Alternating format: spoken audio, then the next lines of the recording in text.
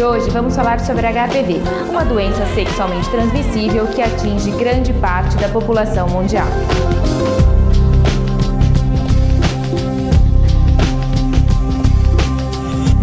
Olá, estamos aqui com a doutora Cleidiane Alcoleia, ginecologista, e vamos conversar sobre HPV. Tudo bem, doutora? Tudo bem.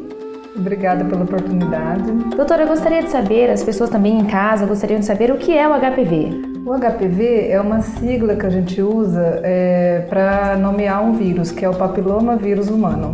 O HPV é uma doença que acomete homens e mulheres? Sim. É uma doença altamente contagiosa que infecta homens e mulheres. Como ela acomete as mulheres? O contágio do HPV é basicamente sexual, na sua maioria das vezes, na grande maioria das vezes. E ele pode ter uma gama muito ampla de sintomas, né? Então você pode ter um período de latência muito grande, onde a pessoa que está infectada não tem sintoma nenhum, então ela não sabe, ela ignora que ela tem o HPV. E desde lesões subclínicas que a gente fala, que também só são visualizadas através do exame médico, ou lesões clínicas, que são mais populares, que é o condiloma combinado, ou a crista de galo, como algumas pessoas conhecem. Então, essas verrugas genitais são mais comuns e é a maioria das vezes o que faz o paciente procurar o médico, ou a mulher procurar o ginecologista, ou o homem o urologista. Doutora, quando apenas um parceiro é contaminado com HPV, o outro deve necessariamente procurar um médico? Sim, é obrigatória essa procura. Porque senão a gente entra num círculo vicioso de recontaminação. Então, toda vez que a gente atende uma paciente que você faz o diagnóstico do HPV, automaticamente ela é orientada a conversar com o parceiro sobre essa doença e orientá-lo a procurar o urologista. E o contrário também, se o homem procura o urologista, ele também vai ser orientado a conversar com a mulher e para procurar a gente para fazer um exame ginecológico. O HPV é transmitido apenas por via sexual?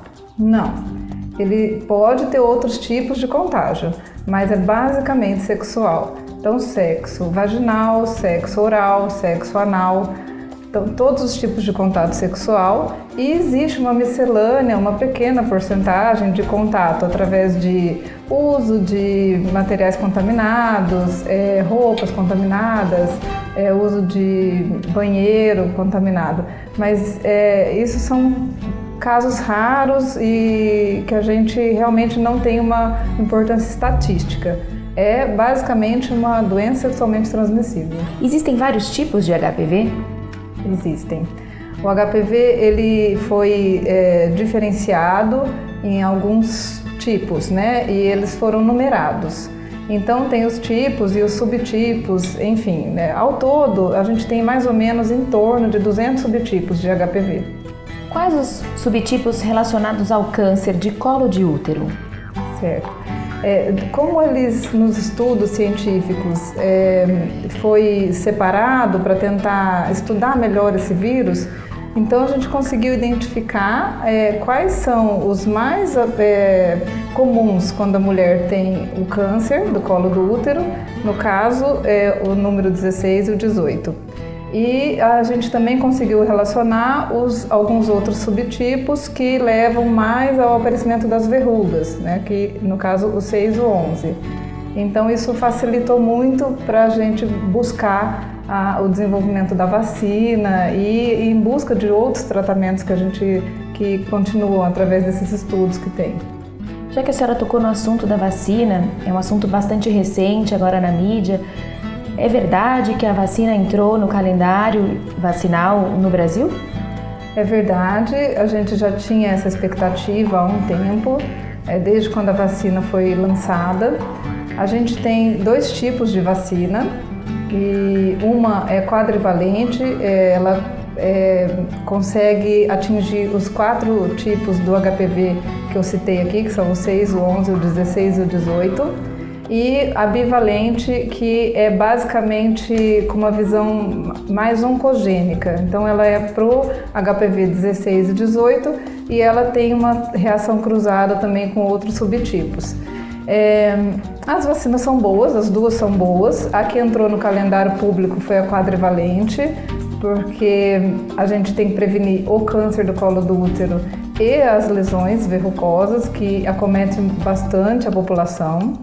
E essa vacina entrou no dia 10 de março e por uma questão de logística o governo separou, colocou uma faixa etária para ser vacinada, que são as meninas de 11 a 13 anos, e as outras não vão entrar nesse calendário, mas a vacina está disponível nas clínicas particulares e ela pode ser dada para homens, inclusive, e para as mulheres de qualquer idade, desde que tenha indicação ou orientação de um médico. Qual a idade das mulheres? A vacina, as duas foram preconizadas dos 9 aos 26 anos, né? A bivalente, ela pode ser feita a partir dos 26 também.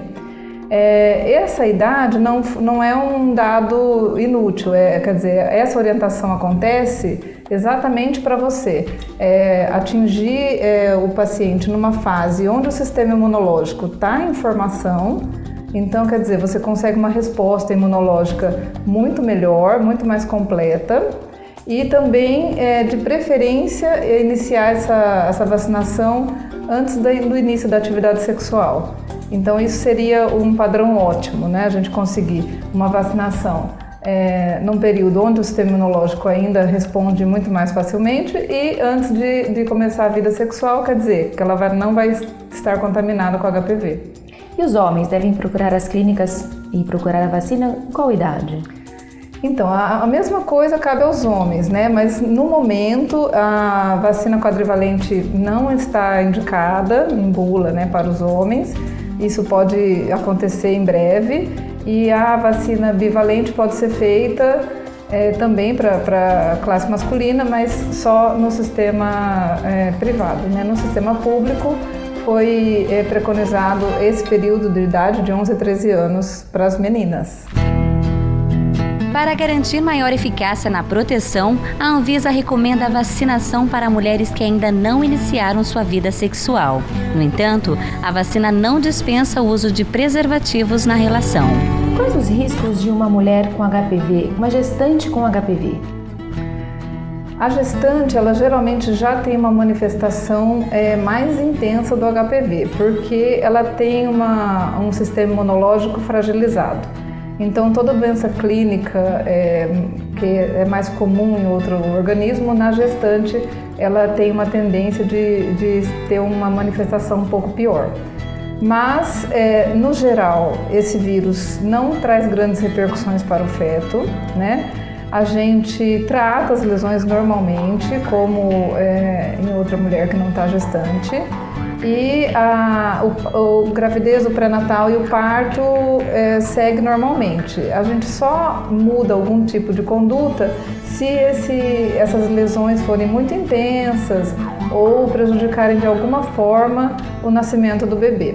E nascendo o bebê, a equipe da pediatria também vai investigar se existe algum tipo de contágio, de lesão no bebê. Mas isso é uma coisa muito rara e não é uma coisa que a gestante tem que ficar preocupada, porque é tratável e depois vai voltar a ter uma vida normal.